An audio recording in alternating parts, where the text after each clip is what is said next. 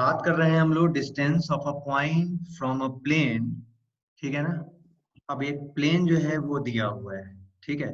General derivation कर रहे हैं। ठीक है। तो इक्वेशन ऑफ प्लेन जो है, अगर a x plus b Y plus c z is equal to small d दिया हुआ है, तो इसको कैसे हम लोग विजुलाइज करते हैं कि small a small b small c जो है वो एक नॉर्मल वेक्टर क्रिएट करेगा, यानी small a I cap small b J cap plus small c के कैप जो होगा एक यूनिट वेक्टर होगा प्लेन के परपेंडिकुलर, ये जो गिवन प्लेन है। ठीक है।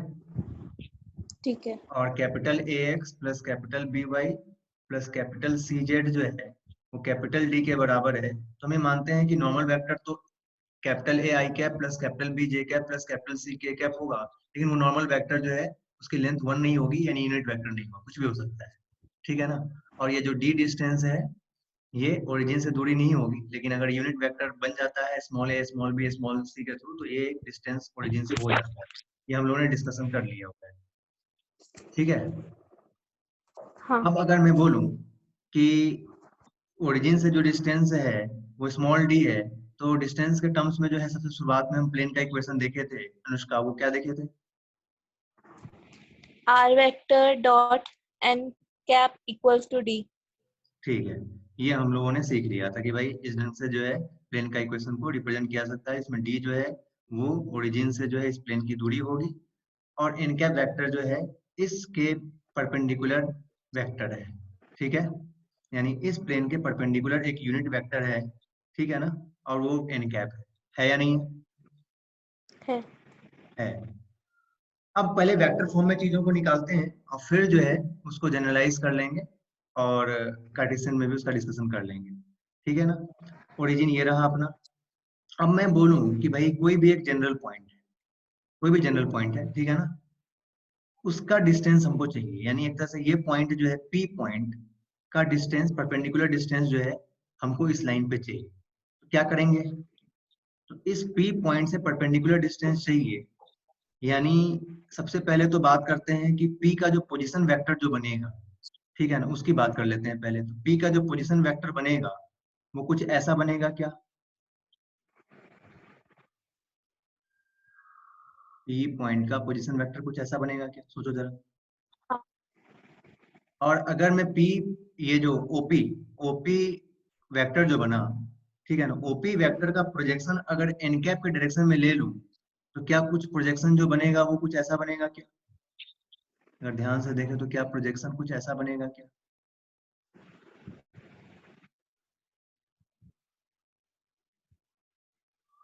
प्रोजेक्शन जो है वो कुछ ऐसा बनेगा क्या? प्रोजेक्शन की जो लेंथ हाँ। होगी,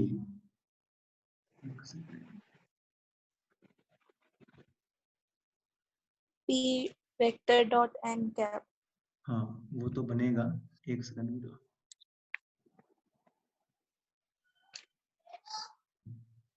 इसके अलोंग जो है लोग ड्राइंग कर लेते हैं। ठीक है।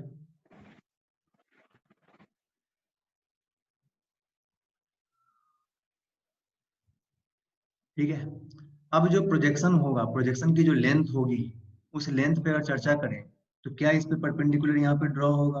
और ये जो लेंथ होगी, वो जो लेंथ होगी वही प्रोजेक्शन वाली लेंथ होगी क्या? सोचो जरा। ये जो लेंथ हाँ, होगी, नहीं बुझाया? बुझा गया। तो ये प्रोजेक्शन की जो लेंथ होगी वो कितनी होगी, कोई बता सकता है क्या? P vector dot N cap. P vector OP vector OP vector हाँ। OP vector dot N cap जो होगा वही प्रोजेक्शन होगा क्या एन कैप के अलोंग? होगा क्या? होगा। होगा। यानी एक तरह से ये जो प्रोजेक्शन की जो लेंथ है वो ओपी डॉट एन कैप होगा। प्रोजेक्शन की लेंथ आ जाएगी हाँ। हम। अब मुझे जो चाहिए, मुझे मुझे क्या चाहिए? मुझे तो चाहिए कि इस पी पॉइंट का प्लेन से। इस प्लेन से परपेंडिकुलर डिस्टेंस चाहिए। यानी मुझे मुझे जो चाहिए वो ये कुछ ये चाहिए क्या? देखो जरा ध्यान से। मुझे जो चाहिए वो मुझे जो चाहिए वो कुछ ये चाहिए क्या अनुष्का? सोचो जरा। हाँ। Yes sir. ये चाहिए मुझे, यानी एक तरह से इसका परपेंडिकुलर डिस्टेंस जो होगा वो ये होगा। बुझाया कि नहीं बुझाया? बुझा गया। ठीक है। अगर मैं P के प्रोजेक्शन को P डैश अगर समझता हूँ इस प्लेन में, ठीक है ना, तो हमको जो चाहिए वो P डैश लेंथ चाहिए। तो क्या PP डैश लेंथ जो होगा, ठीक है ना, वो जो भी होगा, एक तो लेंथ है तो मॉड लगा दो, ठीक है ना, मॉड लगा दिया है तो वो पॉजिटिव हो गया, ठीक है। अब मैं हाँ पूरे लेंथ में से इतने लेंथ को और घटा दूं, ठीक है ना, और इतना लेंथ है क्या, इतना लेंथ क्या D के हाँ बराबर है क्या, ये लेंथ क्या D के हाँ बराबर है क्या? नहीं बुझाया? हाँ बुझा गया। ये लेंथ D के बराबर है, और ये लेंथ जो है वो प्रोजेक्शन है, ठीक है ना। इसको मैं अगर OM बोल दूं, ठीक है ना, तो मैं क्या PP डैश, यानी एक तरह से ये P डैश है तो ये लेंथ भी वही होगा, ठीक है ना, PP डैश ही होगा ये लेंथ। यानी एक तरह से मैं अगर बोलूं कि क्या PP डैश जो होगा वो OM minus minus minus D के बराबर होगा डी। क्या? हाँ होगा कि नहीं होगा? अब मैं OM की होगा। बात करूं तो OM क्या है? OM जो है OP vector dot N cap है माइनस डी। हाँ और एन कैप क्या है? तो अगर मैं एन कैप को की बात करूं तो एन कैप या तो अगर इससे इससे अगर लेते हैं तो डायरेक्ट जो है अपन ले सकते हैं, यानी OP वेक्टर जो होगा वो तो एक्स आई कैप अब प्लस वाई जे कैप, यानी इसके कोऑर्डिनेट को मैं अगर बोल दूं x1 comma y1 comma z1, ठीक है, x1 आई कैप, y1 जे कैप और z1 के कैप हो जाएगा क्या, सोचो जरा। हाँ। डॉट एन वेक्टर जो होगा, अगर मैं पहले वाला केस ले रहा हूँ तो पहले वाला केस लूंगा तो क्या हो जाएगा, पहले ए वाला case i cap a I cap plus as b. B J cap plus c के कैप हो जाएगा क्या? हाँ ठीक है। और माइनस डी हो जाएगा क्या?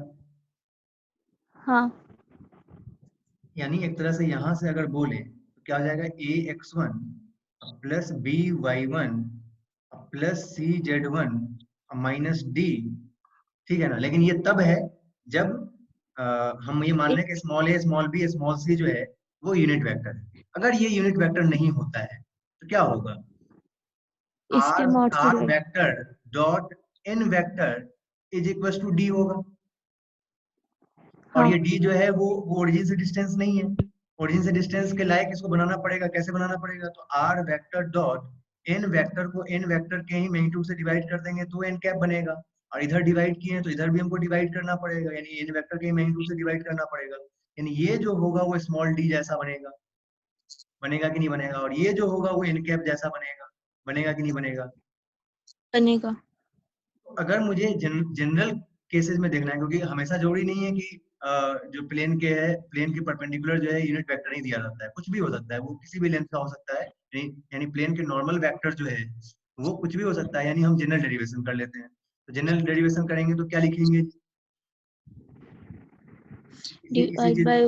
इसी चीज को आगे बढ़ाएं, इसी चीज को आगे बढ़ाएं तो क्या लिखेंगे, ओपी वेक्टर तो वही रह जाएगा, उसमें तो कोई चेंजेस नहीं हाँ है, यानी ओपी वेक्टर तो वही रह जाएगा। और एन कैप नहीं दिया हुआ है तो एन वेक्टर को एन वेक्टर के ही मैग्नीट्यूड से डिवाइड करेंगे।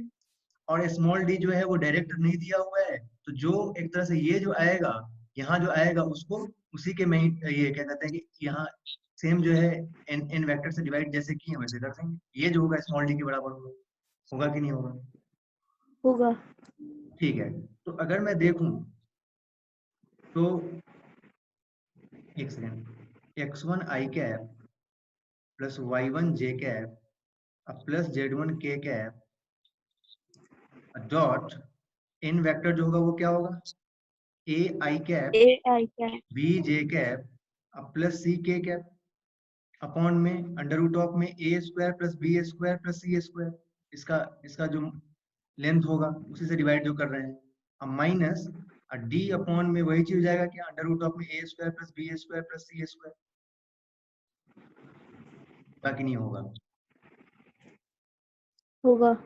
और इसी की मॉड वैल्यू होगी, यहाँ भी मॉड लगा रहा हूँ, ये मॉड ही है, इस तरह से टेढ़ा कर दिया हूँ मैं, ठीक है।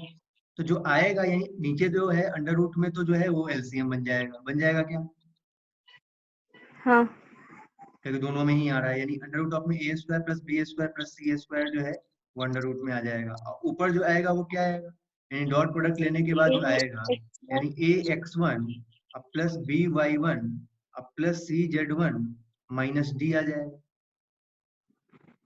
हाँ यानी एक तरह से हमने क्या किया, यहाँ पे 1 से डिवाइड किया और यहाँ भी 1 से डिवाइड किया। और इस 1 को जो है ऐसा समझ सकते हैं कि भाई स्मॉल ए स्क्वायर, यानी एक तरह से 1 से डिवाइड करो या फिर अंडर रूट ऑफ में a square plus b square plus c square से डिवाइड करो, यही तो 1 है। और ये भी अंडर रूट ऑफ में a square plus b square plus c square है, यानी सेम उसी ढंग का दिखने लगेगा। तो यानी जो चीज है उसको 1 से डिवाइड कर सकते हैं, और 1 जो है small a small b small सी का होल स्क्वायर का समेशन है। अगर यूनिट वेक्टर है तो, यूनिट वेक्टर नहीं है तो हम ऐसे लिख देंगे। नहीं बुझाया? बुझा गया। अब कोई फॉर्मूला जो है डायरेक्ट रट के रख सकता है कि भाई कुछ मत करो, जो प्लेन का इक्वेशन है कोई रटंतु जो है स्टूडेंट ऐसा डायरेक्ट करके जो है रख सकता है कि भाई परपेंडिकुलर डिस्टेंस जो होगा, यानी किसी पॉइंट का प्रोजेक्शन, ये फुटा परपेंडिकुलर से जो डिस्टेंस प्लेन पे जो फुटा परपेंडिकुलर होगा उसका जो डिस्टेंस होगा वो a x one plus b y one plus c z one minus d upon under root of a square plus b square plus c square. जैसा कि एक किसी जनरल लाइन का किसी पॉइंट से डिस्टेंस जो होता था 2D में, स्ट्रेट लाइन वाले में आप इसको पढ़े होंगे, पढ़े हैं कि नहीं पढ़े हैं? खुशी खुशी खुशी यस सर। बुझाया कि नहीं बुझाया? बुझाया। अच्छे से बुझाया। हाँ अब 14th का कोई भी एक पार्ट उठा के जो है सॉल्व करो और पीछे से आंसर मैच कर लो। सर 14 कर लिया था। हो गया, चलो ठीक है। जिनसे ये नोट्स में जो है ये डेरिवेशन जो अच्छे से लिख लो।